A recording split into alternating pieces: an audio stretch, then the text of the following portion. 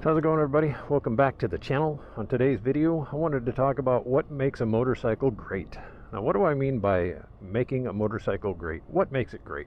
I'm not talking about what makes it iconic or what makes it legendary or what makes it the fastest. I'm talking about what makes it freaking awesome to you, because everybody's opinion is different as far as what makes a good motorcycle, what makes it just awesome, what really makes a bike really connect to you. In my opinion, I believe what makes a motorcycle great is how it makes you feel. I don't necessarily think that it has to be the best performing, doesn't have to be the most reliable, doesn't have to be the best at anything. Yeah, boy, look at this crap. In order to be a great motorcycle. For instance, this here little Honda Monkey, is it one of the best motorcycles ever made? Heck no, it's slow, it's small, it's tiny, it doesn't perform very well. But in my opinion, I think it's one of the freaking best bikes ever made, simply because of how it makes me feel. Now, I don't need to have a whole lot of power in a bike to make me happy. I don't need it to do the best quarter mile or the best lap time in order to make me happy. I think as long as when you sit on the bike and you ride it and it just kind of, you connect with it, it makes you feel really good, that's genuinely what makes a motorcycle great. Now, obviously, opinions vary, so this is all subjective. Just because I think that this Honda Monkey is great, somebody else might think it's, a little piece of junk, which is fine. So everybody's opinion is going to be different. You may think that like a BMW GS 1250 is the greatest bike ever made. That's cool. As long as when you ride it, it makes you feel something, makes you feel good about going out and riding it. That's awesome. That's pretty much all we can ever ask for when it comes to buying a bike.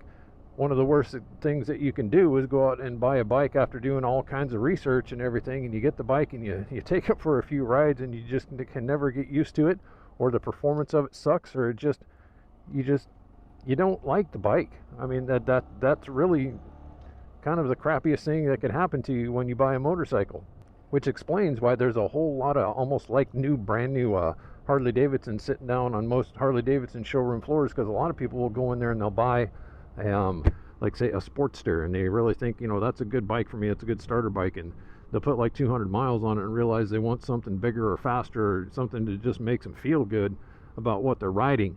Those type of people, you lose money on that sort of thing, and it kind of sucks. Luckily for me anyways, every bike that I've bought without riding it beforehand, I've been pretty fortunate as to been happy with it. I can't say one way or another that there's ever been any bike that I bought that I didn't like, because I usually do a ton of research on a motorcycle before I buy them. I'd probably have to say the closest one to regret that I've ever bought after I bought it was probably my Ninja 300, and that's because I didn't know any better at the time. It was my first bike.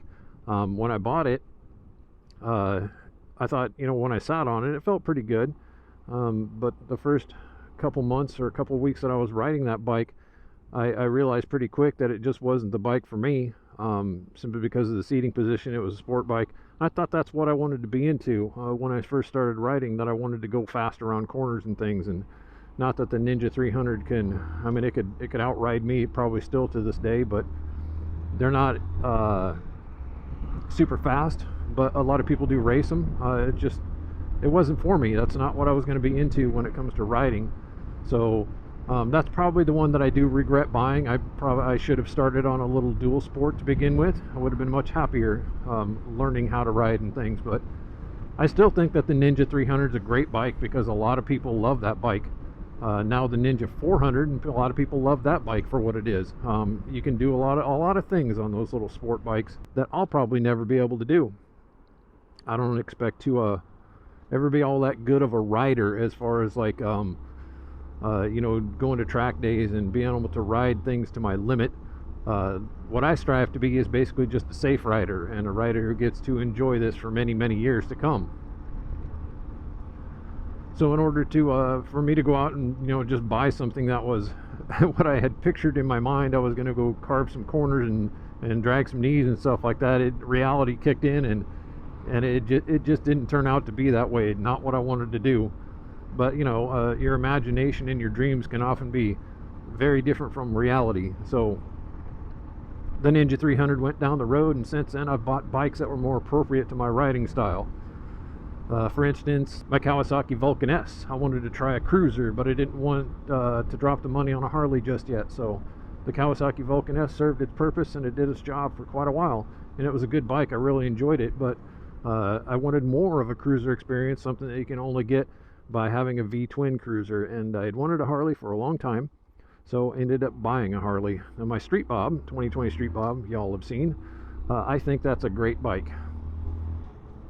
Are there better Harleys out there, better cruisers? Yep, absolutely, there are. But I think it's a great bike because I've made a connection with that bike since the first time I took the other one for a test ride. I just like fell in love with it, the performance and the sound of it and the way it handled and things. And to me, it was a complete separation of what I've heard about Harley Davidsons in the past. I'd always assumed that Harley Davidsons weren't going to handle all that great, weren't going to accelerate all that great, and weren't going to brake all that great. And boy, was I wrong, because that Street Bob did all of those things very well, and it does. And that's why I really like that bike. One thing that I think that helps people to really make a connection with a motorcycle and find the bike to be great is the aesthetics of it. Not only the aesthetics, but the way the seating position, and actually, you know, a lot of it has to do with how you feel on the bike. You know, do you ride past reflections in windows and turn around and check out your reflection and say, man, I look pretty badass, you know, because that's one of the factors. Don't lie, everybody does it.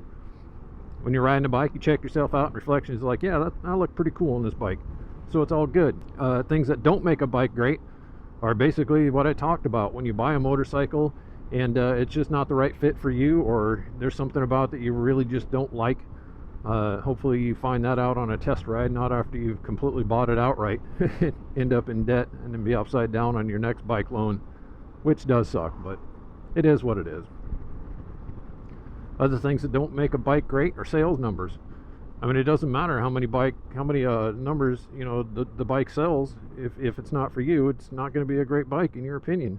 So and I'm not talking about like iconic motorcycles that everybody agrees on, you know, are awesome motorcycles, you know, like the Harley Davidson Iron 883, great bike, you know, but not great for me. It might be great for you.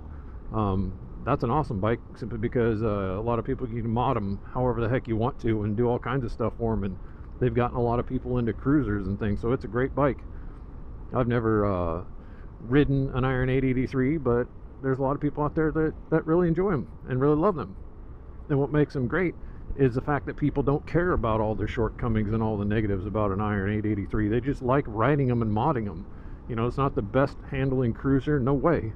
You know, there's a lot of YouTube channels that talk crap about the Iron 883, and it's frankly unjustified, because it doesn't have to be the best handling, best performing, best braking bike out there on the market in its price class in order to be a great bike. And the Iron 883 is a really good example of that. I don't think it's great, but so many other people do, and I respect their opinion to think that that's a great bike. Just like this Honda Monkey, I think it's a great bike. Even though I could be out there riding my Harley Davidson with a lot more power and a lot more style to it, but I choose to ride my Honda Monkey a lot because I just like the way that this thing makes me feel. You know, I like cruising around looking like a dummy on it. It's so lightweight and flickable, and you can just take it to places where, you know, people just don't care. You know, I rode this through a breezeway out of Strip Mall the other, you know, probably about an hour or so ago, right next to a bunch of people, and none of them even turned their head. And if they did, they were just looking at the bike. But none of them said, you know, how dare you ride that bike on the sidewalk? Because I do that all the time on this bike. I just pull it right up on the sidewalk and nobody cares. Can you imagine what they would do if I pulled my Harley Davidson up on the sidewalk? People would be calling the cops on me. So that's another thing that about, you know, this little Honda Monkey that makes it great, is because I can take it places and people just don't give a crap about it. Like if I want to go to the gas station or go to the grocery store, I can park this thing right next to the front door and nobody cares. You know, you can't do that on a big Harley or a big adventure bike. People get snooty. They get attitudey about it. So it doesn't matter what the numbers say, what other people's opinions about a bike are. What makes a bike great is how it makes you feel. And this little Honda Monkey makes me feel like a kid. Honestly, it does. It's like, it reminds me of riding around on my little BMX bikes when I was younger, just exploring and stuff and checking out back roads and things, because that's what makes motorcycling fun, is the exploration and the freedom and everything. And you know, it's one thing that the Harley culture gets right time and time again, is that it's a whole the attitude of freedom and being able to go out and hit the road and just enjoy the wind and feel like you're free again.